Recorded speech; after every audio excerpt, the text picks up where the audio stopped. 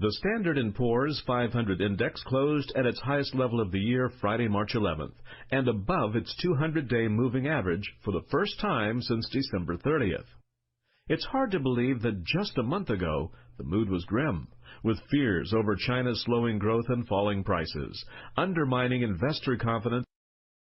While stocks have largely recovered from their drubbing in the first 6 weeks of the year, uncertainty and skepticism remain, despite continued strong economic fundamentals. One of the fears haunting stocks in the January plunge that has persisted even during the strong rally over the past month is that surging levels of global debt would lead to corporate and sovereign defaults and plunge the world into a global recession.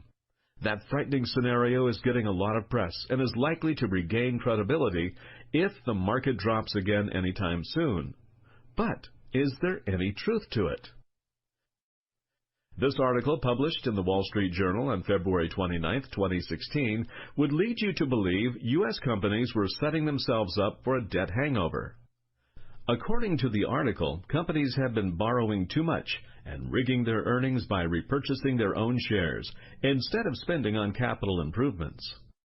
The venerable Wall Street Journal thus is feeding into the argument that the U.S. economy is headed for doom and gloom because of spiraling debt issuance by corporate America. Absent the past 3 years, share count reductions, S&P 500 earnings would have been 2% lower in the fourth quarter than what companies are reporting, says the journal. None of these things are true. Buying back shares is not financial gimmickry. It does not artificially boost share prices, as implied. If a company has the cash to make stock repurchases of their own shares and believes the shares are undervalued, there's nothing bad about buying back shares to reduce its share count. In fact, the data shows that U.S. companies have not just had enough cash flow to buy back shares and reduce their share count, but they've also been making extensive capital investments. Without share repurchases, earnings would have been 2% lower, as the journal reported, indicating that share count reduction has only a fractional effect on boosting earnings. The argument that it's distorting earnings simply ignores the math. Moreover, it is not true that corporate debt is mushrooming out of control. It is true that companies are issuing bonds at a fast clip, with debt issuance up 9% over a year ago. It does look like companies are going into deeper debt. However, loans from banks are way down, and it appears companies are widely issuing debt to borrow and pay off short-term bank loans, which carry a higher cost. It is a way of borrowing for less. Now, look at the soaring corporate assets. Yes, issuance of debt securities by U.S. companies is growing fast, but so are assets. In fact, the two are growing at a very comparable rate. According to this data, going back to the start of 1970, the corporate debt to net worth ratio is about in line with its historical level. Notwithstanding soaring debt security issuance, this shows that corporate debt to net worth is actually in excellent shape. Corporate America does not seem to be in any danger of suffering a debt hangover.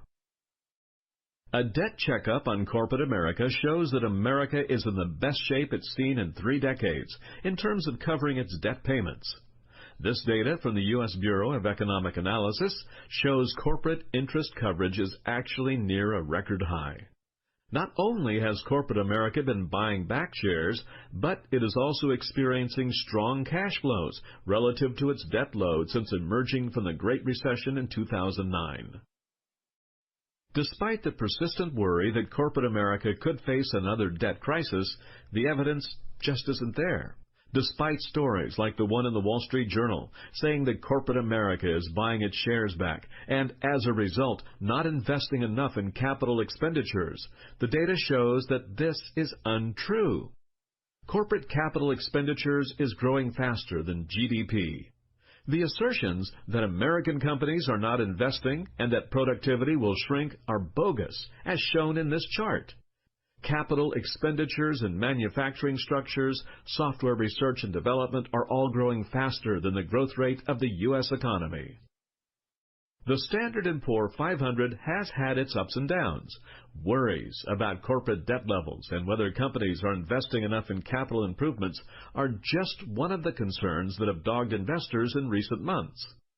The fundamental economic facts, however, don't show there is any evidence to the assertion that American companies are going to be swept up in a global debt crisis.